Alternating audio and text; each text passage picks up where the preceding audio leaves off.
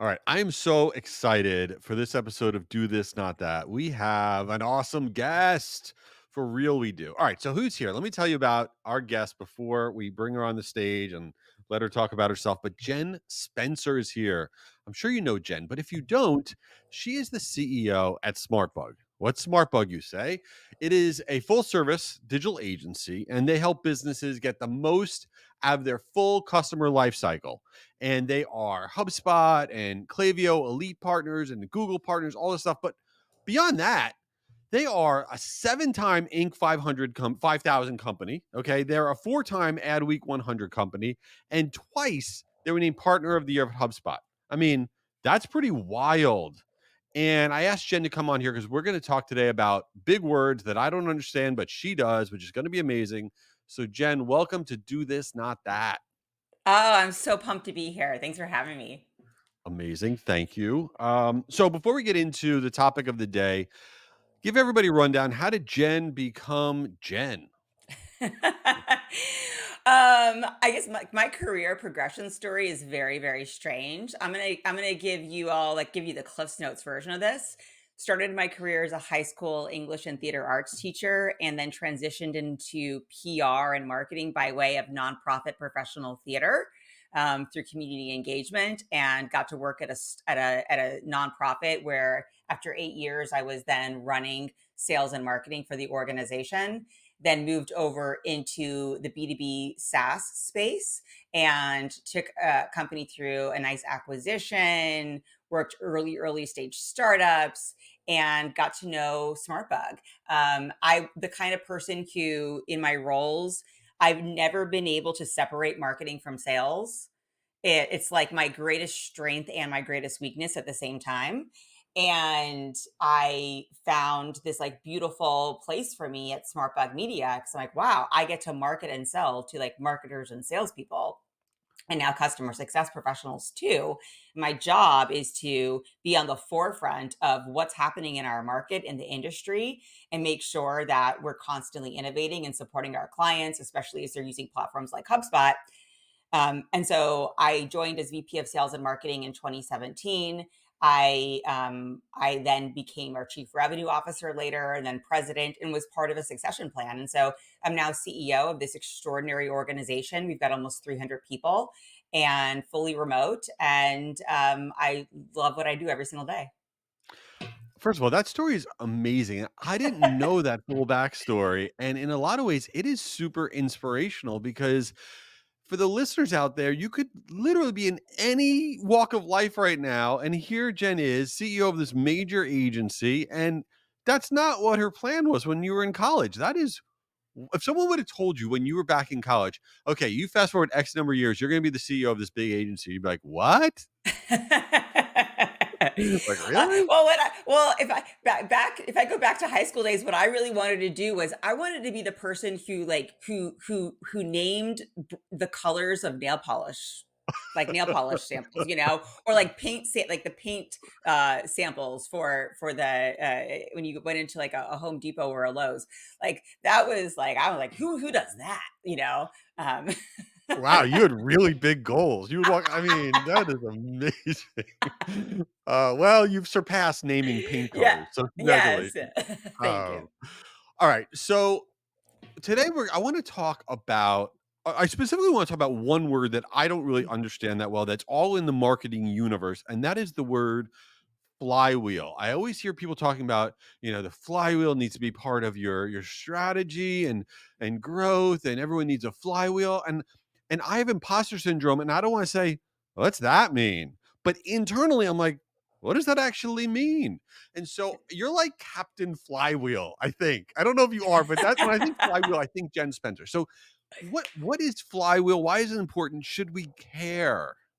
Yeah, yeah. So I think the flywheel as a business concept has been around for a while, but it was at a HubSpot event. I think it was at Inbound, and Brian Halligan, the co-founder of HubSpot, was talking about looking at a business as it's a flywheel. You think about the idea of a flywheel as it's this thing that's in motion, and you can get it to speed up when you apply force to it, and you slow it down when you apply friction. And if you think about your business as a flywheel, how does that change the way you think about your priorities and where you're putting energy, where you're applying force, and where you might be like consciously applying friction or unconsciously applying friction that's not serving you? And it made especially made marketers think very differently about their funnels. And there was, this idea that, wait a minute, we've been so focused on like a funnel, like someone's experience with our brand is like they don't know who we are. They come into contact with us and we kind of narrow them down until they become this customer. And then there they are. And then it's like this, you think about an assembly line, kind of this machine, and we just keep like funneling down and getting new awareness and new customers. But then those little dots, those little things on like those little customers, like where do they go, like what happens? But the truth is that those customers actually can be used to apply more force to your flywheel, to generate more leads for you, generate more opportunities for you to expand revenue. When you stop thinking about your business like a funnel and you think about it instead like a flywheel, and think about, well, how could we what can we be doing to like more actively engage the customers we have, or how do we delight customers we have, or how do we delight people in their experiences with us, and how does that continue to like fuel us, and it changes the way you think about allocation of your resources, and where you're putting effort as a marketing team. So give me a real like 10-foot level practical way. Because in my business, we have a funnel. We got, we know certain content Mhm. is real top of the funnel content, and then people engage with it. They go further down the funnel. Oh, they want a demo, they want this, they want that, Mhm. they're further down the funnel. What is like a real practical way to say, okay, we're not doing funnel anymore. Now we do a flywheel Mhm. because we are doing Yeah. this. So, okay, I'll translate it in like services for us, right? So, we have a client right now who was previously a past multiple time client of ours, doing some website development and design work. But we thought about, how do we continue to engage the people who are our customers in a non-salesy way, right? But we are like continuing to like nurture our those individuals with information about like modern, improvements, modern day technologies, things that we're seeing across various tech stacks. And then we're also engaging with those individuals through social media on LinkedIn. Like we're not just thinking about all of the tools, the resources we have at our disposal, and how do we find net new people. We're also thinking about how do we engage. What happens is that individual left her company and now is CMO at a new company, and came in and said, "Hey, all of these other services, these like migrations, integrations, all these services I never needed from you before. I never used from you before. I had such a great experience with you and I know what you're capable of." And that person comes back in and says, "All right, I'm ready, send me a contract. I'm in this organization and I want to move my stack from Marketo and Salesforce over to HubSpot. And I need this for paid media and I need this integrated into my plan." And so that's an example of like our flywheel in action, because that lead that did not come from any one of our like organic, like traditional, like a marketing motion. That came through having a really great experience with us, but also us investing and making sure that she's aware of other ways that we could support in a way that was really empowering. Uh, So Another, do you yeah, like but do you think then I'm just trying to understand, like, so do you think that maybe it's having less people that are in your universe, meaning that that's a lot of hand holding, that's a lot of personal attention. It feels like if you have a flywheel, you're really giving a lot of love to your everybody that's in like your database, whoever you're interacting with, whereas a funnel, you're giving love to the people that are going further down the mhm. funnel. Is that part of it that's kind of like taking a closer look and saying we don't need to be casting as wide of a net as we have been? I mean, definitely, and I think it all comes down to segmentation, right? So it's like we know if you properly segment your audiences, when you're going to be more successful, right? Sending like a segmented email campaign with very specific messaging, very specific content to that audience, than something where you're just trying to boil the ocean and you send out this blast to everybody. Like we know that we have that data, right? So very similarly, when you think about who you're investing in, right? It's investing in having really good segmentation. So having a CRM and marketing automation platform that's going to allow you to segment your audience, having the ability to track how people are engaging with your content today and what's resonating with them, and then continuing to feed them more of what like they're showing you. They're literally telling you through their actions that they're interested in. And then it's like it's delighting them and doing really really good work, and then leveraging that and creating more content over that. That was kind of the next piece, was like, you do really great work, do people know about it? And that's a way that you could use that content to kind of fuel your flywheel, to bring in like net new people. So it's not the flywheel is not just about it's not just about like returning customers, and it's not just about upsells and expansion revenue, although that's part of it. The other piece of it is like if you invest in the success of like people who are really good customers for you, that will continue to propel your flywheel, continue to propel your business, both through their expansion of revenue, their introductions to other people, their ability to be a reference for you, and then also your ability to document the success that you have with that organization or that customer, and then use that for some of your other marketing opportunities too. So I'm just curious because to me sometimes I feel like marketing automation is like the best and worst thing that, a marketer has. It's best because it's like this always on thing that, okay, at least we're doing something, but it's the worst because it's like pumping out just garbage. It's like, who even knows what's in our stream or whatever. Is a marketing automation stream like anti flywheel because it's not really, thinking about things the right way? Or is it exactly what you need in your flywheel? I think it's exactly what you need, as long as it's configured properly, right? As long as you have the strategy. So it's having a like customer platform, both like marketing automation and smart CRM, that can help you be aware of what matters to all of the people in your database, that will help show you like this is where you should invest more time, and these are the types of messages you should be sending. And so it's that without marketing automation, actually I don't know how you do this well. Like Right. it's hard for me to even imagine. It would be so labor intensive, because you're talking about something that's not scalable. The Having the right tech stack allows you to provide hyper personalized white glove experiences at scale. So what is okay? I'm buying in. Okay, I'm moving to a flywheel. I'm gonna have a flywheel. What is like the low hanging fruit, the pitfall to avoid? They're like, don't do this because that will be you'll fall off your flywheel. I mean, I think it's don't try to use the same content across every stage of the customer life cycle. So when you're thinking about a content that you're going to create, whether it's an email campaign, it's some kind of an asset, it's a web page, a video, what have you, we as marketers, we think about the audience, right? Like, okay, who is this going to? What is the action that we're hoping that they're going to take?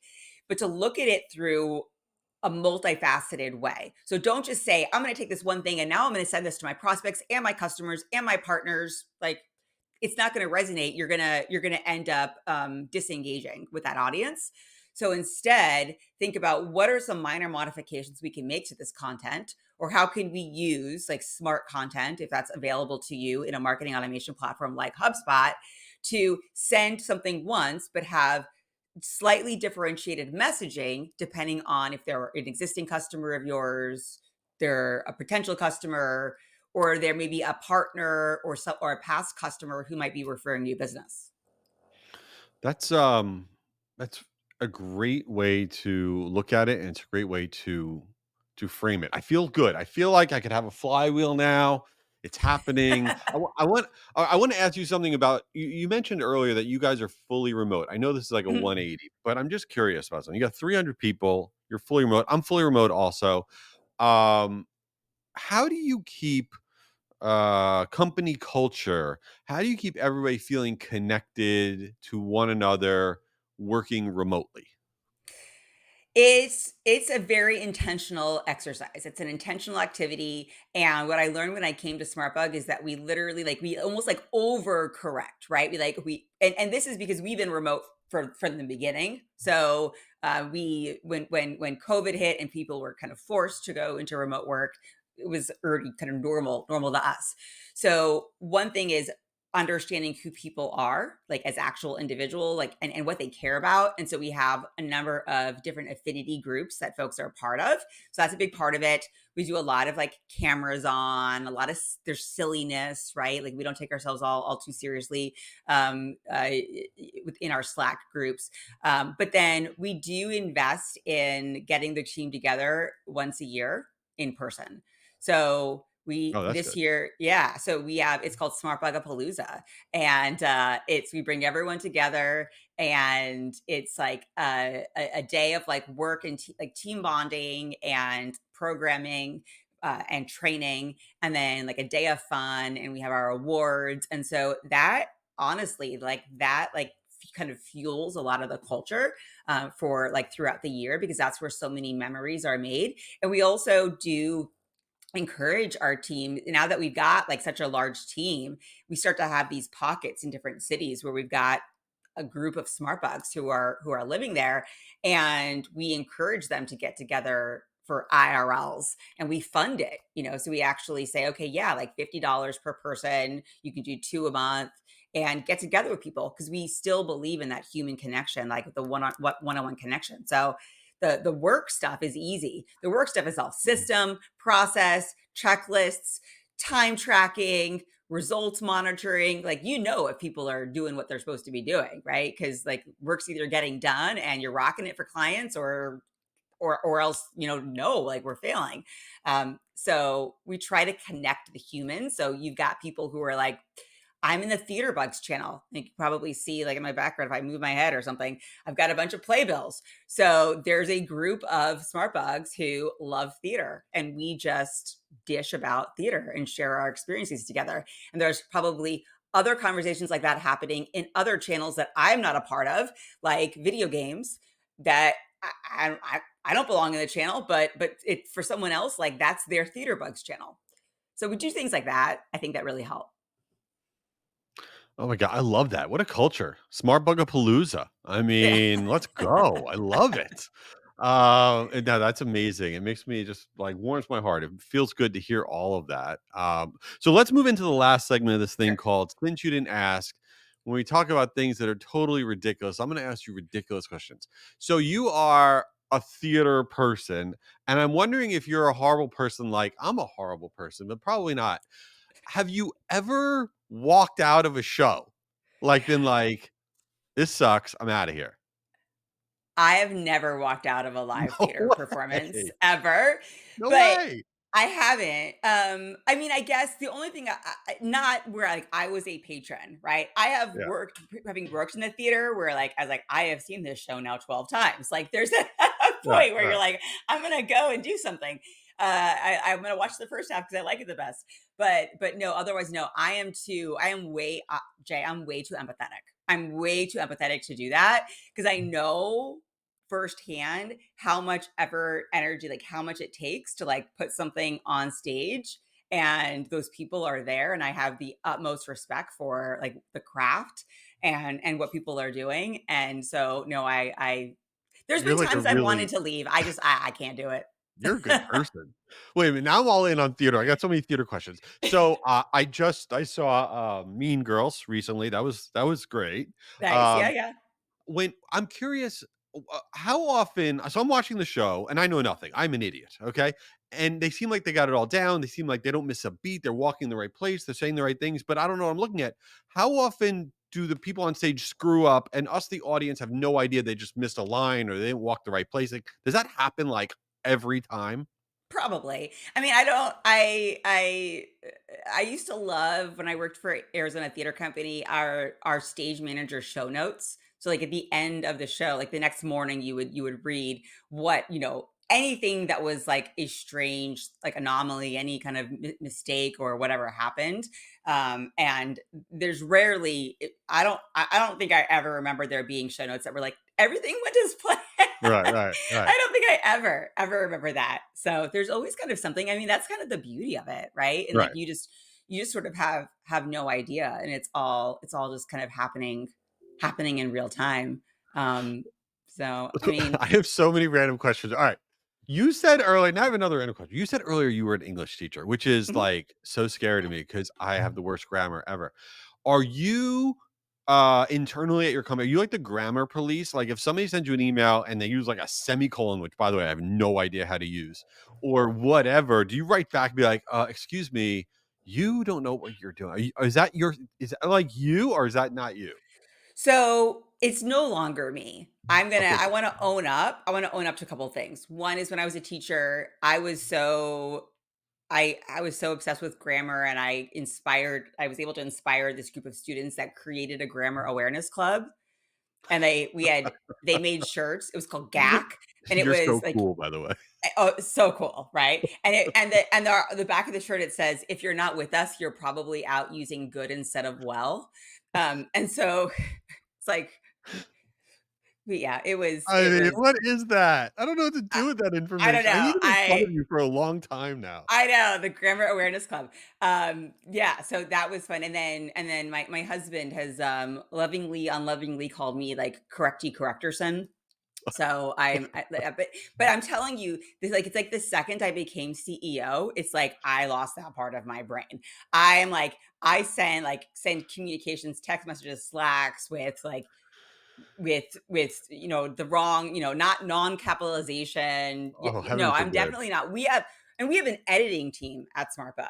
So there are people at SmartBug that are they are far more serious. Oh, They are the true like correcty correctors.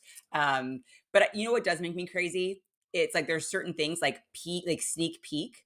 So when I see it in email like subject lines, and it makes me absolutely insane, where it's like sneak peek, and it's like they write it as PEAK instead of PEEK. we don't I like mean, that. No.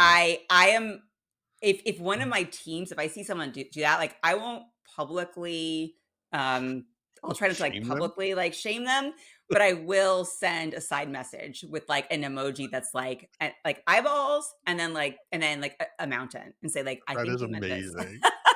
That is amazing. I'm so scared to ever email you again. Oh No, my god. no, No, no, oh I'm no. telling you, it's like it's just disintegrated. It's like it's No. crazy like what happens when Oh my you're god. put in charge of everything. It's all of a sudden you're like, brain can only handle so many things. Well, you were clearly wild in high school. We got that out of today. Uh, no, this has been amazing. Thank you for putting up with all of my ridiculous questions. I feel really good about a flywheel. This is awesome. How does everybody get involved with your world? Where do they find you? What are we gonna do? Yeah, yeah. So smartbugmedia.com is our website. You can subscribe to content, blogs, our newsletters, all of the kind of great tools and templates that we're creating. So I would go there. And then I'm pretty active on LinkedIn. So just hit me up on LinkedIn, Jen Spencer, and let me know that you heard me on the Do This Not That podcast. So I have context. Amazing. And yeah, Jen is a great follow on LinkedIn. We're going to put all this in the show notes as well. Thank you everyone for being here. And Jen, thank you for being here. Oh, it's been awesome. Thanks so much.